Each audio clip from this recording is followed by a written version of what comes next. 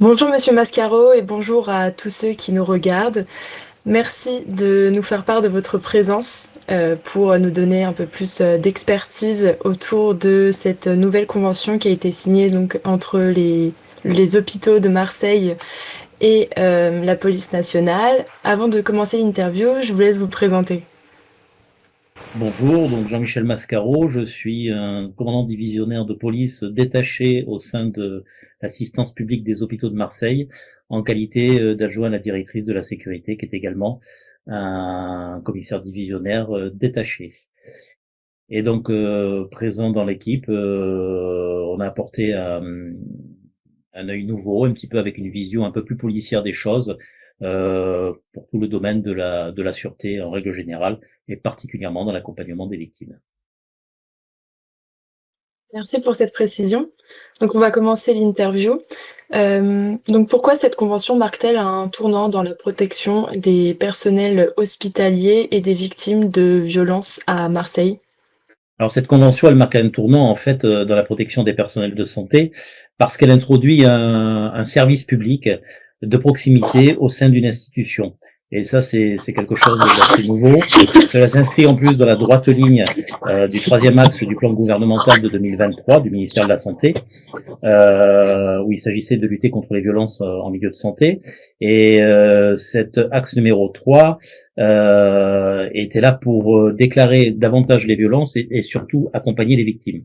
Et en fait, fort de cet axe, fort de cette idée, la volonté du directeur général de l'assistance publique des hôpitaux de Marseille a rejoint la volonté également du directeur zonal de la police nationale pour créer ce dispositif au sein de la PHR.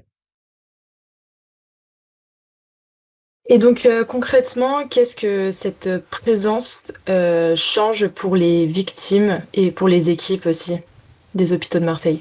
Alors concrètement, ce que l'on peut dire, c'est que ça va permettre au personnel hospitalier d'appréhender le déplacement auprès d'un service de police de manière un peu plus assurée. On se déplace jamais dans un commissariat ou une gendarmerie de gaieté de cœur. Je dirais qu'on va pas non plus à l'hôpital de gaieté de cœur. Là, pour le coup, ça va un petit peu réduire cette espèce de crainte qu'on peut tous avoir.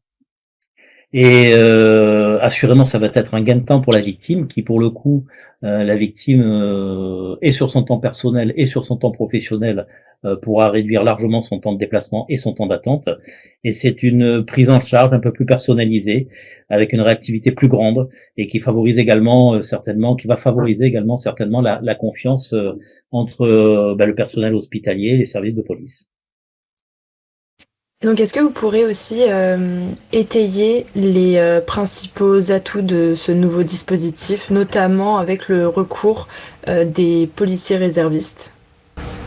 Alors clairement, le fait de disposer de policiers réservistes, ça va soulager les commissariats. C'est vrai que quand on se déplace, on a quand même tendance à accaparer du temps.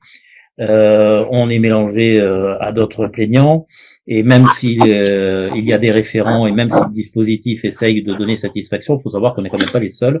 Et donc, pour le coup, avoir des réservistes, c'est bénéficier d'une certaine souplesse d'emploi et d'un gain de temps à tous les niveaux. Les personnels soignants, en plus, vont certainement, avec le temps, identifier ces réservistes, donc apprendre à les connaître, et ça permettra de concrétiser l'accompagnement, en fait, ce qui peut paraître comme quelque chose d'à peu près abstrait quand il s'agit de déposer plainte, qu'est-ce que je vais devenir, où ça va aller. Il y a l'interrogation beaucoup par rapport à l'anonymisation de la plainte, donc dire ce qui est possible, ce qui est pas possible.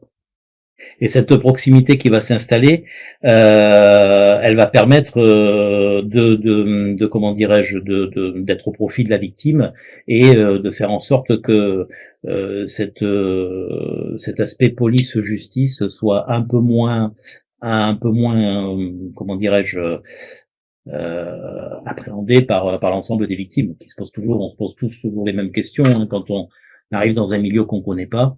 Et qu'est-ce que ça va devenir? Est-ce que c'est normal? Est-ce que c'est pas normal? Je pense que les dialogues seront beaucoup plus faciles. Et donc en quoi cette coopération entre l'hôpital, la justice, la police et les associations est-elle essentielle pour améliorer la prise en charge de ces victimes? Alors, la bonne synergie entre tous les acteurs que vous venez de désigner est essentielle hein, pour dans cette prise en charge. C'est un peu le début de la chaîne pénale en fait, et on identifie les interlocuteurs. On partage beaucoup plus vite les informations, on apporte des réponses concrètes aux victimes et on est quasiment dans une prise en charge au cordeau sur les victimes et assez loin du sentiment qui peut exister parfois d'être noyé dans la masse et de finalement avoir peur qu'on s'occupe pas suffisamment de son cas. Là, ils vont pouvoir voir le dispositif qui se met en place et ils vont être portés et assurément la concrétisation de cette plainte est une bonne chose, même si les décisions de justice peuvent apparaître un peu plus tard. Et il en demeure pas moins qu'au début, il y aura cette prise en charge. Et quand on fait un sondage un petit peu auprès des personnels, souvent c'est la manière dont on les prend en charge dès le début est très très très importante. Et pour le coup, avec ce dispositif, on participe à augmenter la qualité de prise en charge. Et sur le terrain, comment cette convention, se traduit-elle au quotidien et notamment, dans les hôpitaux et à la Maison des femmes de Marseille-Provence? Alors, en règle générale, il faut savoir que quand on a connaissance d'une infraction, au niveau de la direction de la sécurité, alors ça peut être contre un personnel de santé ou alors contre un patient, hein, je veux dire, les deux peuvent être victimes. Nous, on collationne immédiatement des renseignements pour pouvoir voir d'abord si la personne veut déposer plainte et ensuite comment formaliser cette plainte. Pour le coup, le réserviste sera associé à l'ensemble de ces démarches, pourra même prendre la main. Et il y aura l'ensemble des éléments vont pouvoir être introduits dans la procédure assez rapidement dans la plainte. La victime pourra se déplacer soit à la direction générale où le réserviste dispose d'un bureau, mais le réserviste peut également se déplacer sur un site, je pense à l'hôpital Nord, qui est un peu plus loin, et ce qui présente un gros avantage parce que, encore une fois, on est dans un gain de temps, notamment quand on agit sur le temps de travail. Et la force du réserviste, entre autres, c'est de pouvoir agir en mobilité, donc de se déplacer. Notre réserviste peut également faire les premiers actes d'enquête, hein, donc il peut se déplacer s'il faut aller dans un PC pour aller extraire des images. Tout ça, évidemment, il le fait sous le contrôle d'un OPJ référent. Et si l'enquête nécessite d'aller appréhender la mise en cause, à ce moment-là, effectivement, l'OPJ et le service auquel il appartient prendront le relais et continueront l'enquête. Pour ce qui est de la maison des femmes, le réserviste assure une permanence une fois par semaine et travaille en parfaite symbiose avec le personnel. Il s'est fait identifier et comment dirais-je, et il y a déjà des échanges qui ont lieu pour justement pouvoir affiner au mieux le service de prendre la plainte d'une dame qui désirait le faire, quoi. Donc voilà, c'est un peu la manière de travailler du réserviste.